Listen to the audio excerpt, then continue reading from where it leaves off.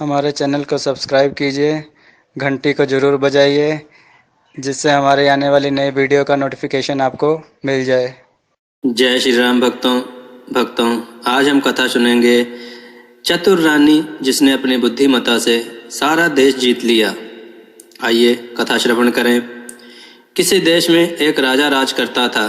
उसके लिए धन ही सब कुछ था, रिश्ते नाते कुछ भी नहीं थे। वह एक नास्तिक व्यक्ति था, केवल अपने बारे में ही सोचता था। वह सोचता था कि पैसे के बल पर दुनिया के सब काम काज चलते हैं। वह सोचता था मेरे पास अटूट धन है, इसलिए मैं इतने बड़े देश का राजा कहलाता हूँ। लोग मेरे सामने हाथ जोड़े खड़े रहते हैं। चाहूँ तो अभी रुपयों की सड़क तैयार कर दूँ। आसमान में सिर उठाए खड़े इन पहाड़ों को खुदवा कर फिकवा दूँ।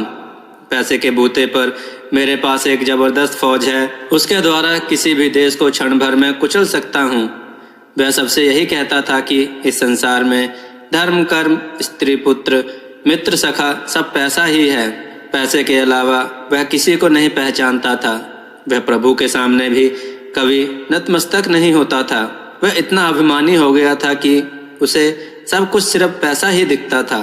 भक्तों, वह राजा सिर से पैरों तक पैसे के मद में डूबा था, परंतु उसकी रानी बड़ी बुद्धिमती थी। वह पैसे को तुच्छ और बुद्धि को सर्वश्रेष्ठ समझती थी।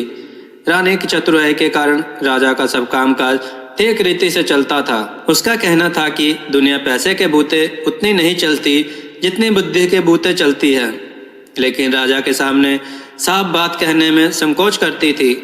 एक दिन राजा ने पूछा, रानी सच कहो, दुनिया में बुद्धि बड़ी या पैसा? रानी बड़ी असमंजस में पड़ी और सोचने लगी, सत्य बड़ा कड़वा होता है। राजा के मन में जो पैसे का मूल्य बसा था उसे वह अच्छी तरह जानती थी।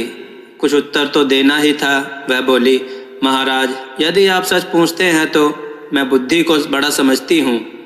बुद्धि से ही पैसा आता है और बुद्धि से ही सब काम काज चलते हैं। बुद्धि ना हो तो सब खजाने यूं ही लुट जाते हैं, राजपाट चौपट हो जाते हैं। पैसे की इस प्रकार निंदा सुनकर राजा को बहुत गुस्सा आया। बोला, रानी, तुम्हें अपनी बुद्धि का बड़ा घमंड है। मैं देखना चाहता हूँ कि तुम बिना पैसे के बुद्धि के सहारे कैसे काम चलाती हो। ऐसा कहकर उसने रानी को नगर के बाहर एक मकान में रख दिया। सेवा के लिए 2-4 नौकर भेज दिए। खर्च के लिए ना तो एक पैसा दिया और ना ही किसी तरह का कोई सामान। रानी के शरीर पर जो जेवर थे वे भी उतरवा लिए। रानी मन ही मन कहने लगी कि मैं एक दिन राजा को दिखा दूंगी कि संसार में बुद्धि भी कोई चीज है, पैसा ही सब कुछ नहीं होता। पैसे से सारी दुनिया नहीं चलती। नए मकान में पहुंचकर रानी ने नौकर द्वारा कुम्हार के आमे से 2 ईंटें मंगवाई और उन्हें सफ़ेद कपड़े में लपेटकर ऊपर से अपने नाम की मुहर लगा दी। फिर नौकर को बुलवा कर कहा, तुम मेरी इस धरोहर को धनीराम सेठ के पास ले जाओ। कहना, रानी ने यह धरोहर भेजी है, 10,000 रुपये मंगवाए हैं। कुछ दिनों में तुम्हारा रुपया सूद समेत लौटा दिया जाएगा और धरोहर वापस ले ली जाएगी। नौकर सेठ के यहाँ पहुँचा। धरोहर पर रानी के नाम की मुहर देखकर सेठ समझ गया कि इसमें कोई कीमती जवाहरात होंगे। उसने 10,000 रुपये चुपचाप दे दिए। रुपया लेकर नौकर रानी के पास आया। रानी ने इन रुपयों से व्यापार शुरू किया। नौकर चाकर लगा दिए। रानी देख रेख करने लगी। थोड़े ही दिनों में उसने इतना पैसा इकट्ठा कर लिया कि सेठ का रुपया चुका दिया और काफ़ी पैसा बच रहा था। इस रुपये से उसने गरीब बच्चों के लिए पाठशालाएं, गरीब लोगों के लिए घर और अनाथालय बनवाए। चारों ओर रानी की जय जयकार होने लगी।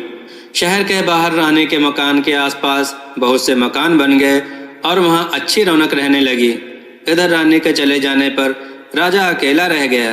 रानी थी तब मौके के कामों को संभाले रहती थी। राजकाज में उचित सलाह देती थी। धूर्तों की दाल उसके सामने नहीं गलने पाती थी। अब उसके चले जाने पर धूर्तों की बन गई। धूर्त लोग राजा के पास आ आकर राजा को लूटने लगे। अंधेर गर्दी बढ़ गई। नतीजा यह हुआ कि थोड़े ही दिनों में खजाना खाली हो गया। स्वार्थी कर्मचारी राज्य की सब आमदनी हड़प जाते थे। अब नौकरों का वेतन चुकाना कठिन हो गया। राज्य की ऐसी दशा देख राजा घबरा गया। वह अपना मन बहलाने के लिए राजकाज मंत्रियों को सौंपकर दूसरे देश को घूमने के लिए निकल पड़ा। जाते समय नगर के बाहर ही उसे कुछ ठग मिले। उनमें से एक काना आदमी राजा के पास आकर बोला, महाराज, मेरी आंख आपके यहाँ 2000 में गिरवी रखी थी। समय हो चुका है, अब आप अपने रुपए लेकर मेरी आंख मुझे वापस कीजिए। राजा बोला, भाई, मेरे पास किसी की आंख वांख नहीं है, तुम मंत्री के पास जाकर पूछो। ठग बोला, महाराज, मैं मंत्री को क्या जानूं, मैंने तो आपके पास आंख गिरवी रखी थी, आप ही मेरी आंख दें। जब बाढ़ ही फसल खाने लगी तब रक्षा का क्या उपाय? आप राजा हैं, जब आप ही इंसाफ ना करेंगे तो दूसरा कौन करेगा? आप मेरी आंख ना देंगे तो आपकी बड़ी बदनामी होगी। राजा बड़ा परेशान हुआ। बदनामी से बचने के लिए उसने जैसे तैसे 4000 रुपए देकर उसे विदा किया। कुछ दूर आगे चला था कि एक बूचा आदमी उसके सामने आकर खड़ा हो गया।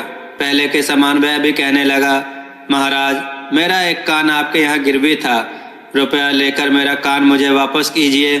राजा ने उसे भी रुपया देकर विदा किया। इस प्रकार रास्ते में कई ठग आए और राजा से रुपया ऐंठ कर चले गए। जो कुछ रुपया पैसा साथ लाए थे वह ठगों ने लूट लिया। वह खाली हाथ एक सुंदर राजकुमारी के देश में पहुंचे। उसका नाम माधवी था।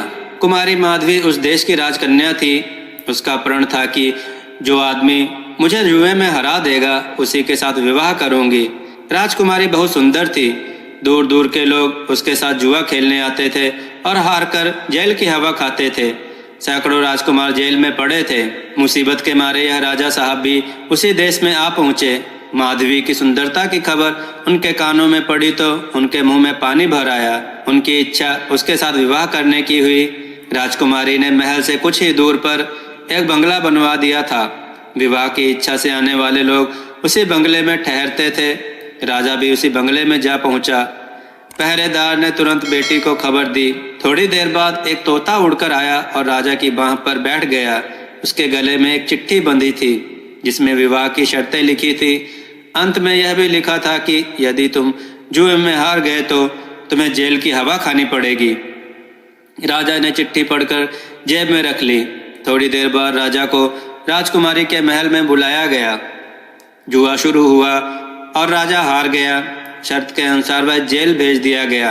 राजा के हालात बिगड़ने और नगर छोड़कर चले जाने का समाचार जब रानी को मालूम हुआ तो उसे बहुत दुख हुआ। राजा का पता लगाने वह भी प्रदेश को निकली। कुछ ही दूर चली थी कि वही पुराने ठग मिल गए। सबसे पहले वही काना आया। कहने लगा, रानी साहब, आपके पास मेरी आंख 2000 में गिरवी रखी थी, आप अपना रुपया लेकर मेरी आंख वापस दीजिए। रानी बोली, बहुत ठीक, मेरे पास बहुत से लोगों की आंखें गिरवी रखी हैं, उन्हीं में से तुम्हारी भी होगी। एक काम करो, तुम अपनी दूसरी आंख निकाल कर मुझे दो। उसके तौल की जो आंख होगी वह तुम्हें दे दी जाएगी। रानी का जवाब सुनकर ठग की नानी मर गई। वह बहुत घबराया। रानी बोली, देर मत करो, दूसरी आंख जल्दी निकालो, उसी के तौल की आंख दे दी जाएगी। ठग हाथ पैर जोड़कर माफी मांगने लगा। बोला, सरकार, मुझे आंख वाँख कुछ नहीं चाहिए, मुझे जाने की आज्ञा दीजिए। रानी बोली, नहीं, मैं किसी की धरोहर अपने पास रखना उचित नहीं समझती। तुम जल्दी अपनी आंख निकाल कर मुझे दो, नहीं तो सिपाहियों से कहकर निकलवा लूंगी। अंत में ठग ने विनती करके 4000 रुपये देकर अपनी जान बचाई। यही हाल बूचे का हुआ। जब उसने देखा कि रानी का नौकर दूसरा कान काटने ही वाला है तो उसने भी 4000 रुपये देकर रानी से अपना पिंड छुड़ाया। ठगों से निपटकर रानी आगे बढ़ी और पता लगाते लगाते उसी राजकुमारी माधवी के देश में जा पहुंची। राजा के जेल जाने का समाचार सुनकर उसे दुख हुआ। अब वह राजा को जेल से छुड़ाने का उपाय सोचने लगी। उसने पता लगाया कि राजकुमारी किस प्रकार जुआ खेलती है। सारा भेद समझकर उसने पुरुष का वेश बनाया और बंगले पर जा पहुंची। पहरेदार ने खबर दी। थोड़ी देर में तोता उड़कर आया। रानी ने उसके गले से चिट्ठी खोलकर पढ़ी। कुछ समय बाद बुलावा आया। रानी पुरुष के वेश में राजकुमारी के महल में पहुंची। उन्हें देखकर राजकुमारी का मन ना जाने क्यों गिरने लगा। उसे ऐसा मालूम होने लगा कि मैं इस राजकुमार को जीत नहीं सकूंगी। खेलने के लिए चौसर डाली गई। राजकुमारी चौसर खेलते समय बिल्ली के सिर पर दीपक रखती थी। बिल्ली को इस प्रकार सिखाया गया था कि कुमारी का दाव जब ठीक नहीं पड़ता था और उसे मालूम होता था कि वह हार रही है तब उसके बिल्ली के सिर हिलाने से दीपक की ज्योति डगमगाने लगती थी। इसी बीच वह अपना पासा बदल देती थी। रानी यह बात पहले ही सुन चुकी थी। बिल्ली का ध्यान आकर्षित करने के लिए उसने एक चूहा पाल लिया था और उसे अपने कुर्ते की बाह में छिपा रखा था। सौसर का खेल आरंभ हुआ। खेलते खेलते राजकुमारी जब हारने लगी तब उसने बिल्ली को इशारा किया। रानी तो पहले से ही सजग थी। इसके पहले ही उसने अपनी आस्तीन से चूहा निकालकर बाहर कर लिया। बिल्ली की निगाह अपने शिकार पर जम गई। राजकुमारी के इशारे का उस पर कोई असर नहीं हुआ। राजकुमारी के बार बार इशारा देने पर भी बिल्ली टस से मस न हुई। निदान राजकुमारी हार गई। तुरंत सारे नगर में खबर फैल गई। राजकुमारी के विवाह की तैयारियां होने लगी।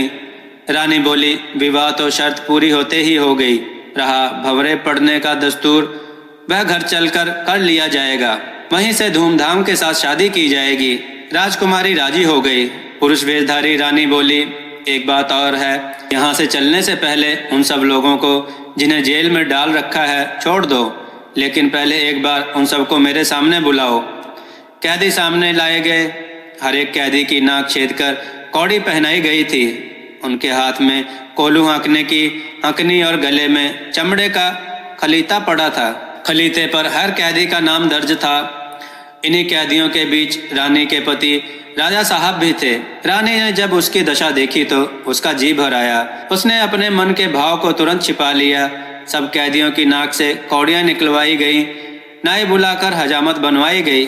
अच्छे कपड़े पहनाकर उत्तम भोजन करा के उनको छुट्टी दे दी गई। राजा ने राजकुमार की जय जयकार बोलकर सीधे घर की राह पकड़ी। दूसरे दिन सवेरे रानी राजकुमारी को विदा कराकर हाथी घोड़े, दास दासी और धन दहेज के साथ अपने नगर को चली। रानी पुरुष वेश में घोड़े पर बैठी आगे आगे चल रही थी।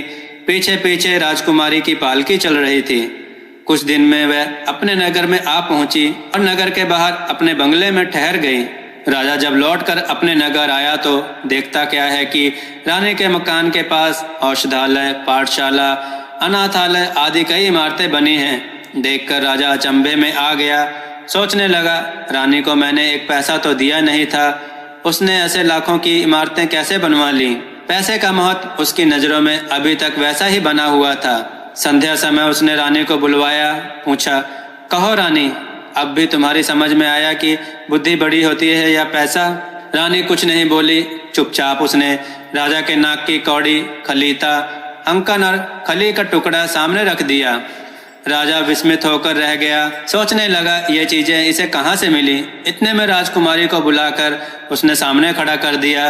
अब राजा की आंखें खुली की खुली रह गईं। वह समझ गए कि राजकुमारी की कैद से छुड़ाने वाला राजकुमार और कोई नहीं, उसकी बुद्धिमती रानी ही थी। राजा ने लज्जित होकर सिर नीचा कर लिया। फिर कुछ देर सोचकर कहने लगा, रानी, अभी तक मैं बड़ी भूल में था। तुमने मेरी आंखें खोल दी। अभी तक मैं धन को ही सब कुछ समझता था, पर आज मेरी समझ में आया कि बुद्धि के आगे पैसा कोई चीज नहीं है। शुभ मुहूर्त में राजकुमारी का विवाह राजा के साथ धूमधाम के साथ हो गया। दोनों रानियां हिल मिलकर आनंद पूर्वक रहने लगी और राजा को इस बात से सीख मिली कि बुद्धि हमेशा बड़ी होती है और वह नास्तिक से आस्तिक हो गया। भक्तों, अगर आपको यह कथा पसंद आई तो कमेंट में जय श्री राम अवश्य लिखें और इस कथा को अधिक से अधिक शेयर करें और हमें इंस्टाग्राम पर फॉलो करें, जिसका लिंक डिस्क्रिप्शन में दिया गया है। जय श्री राम भक्तों।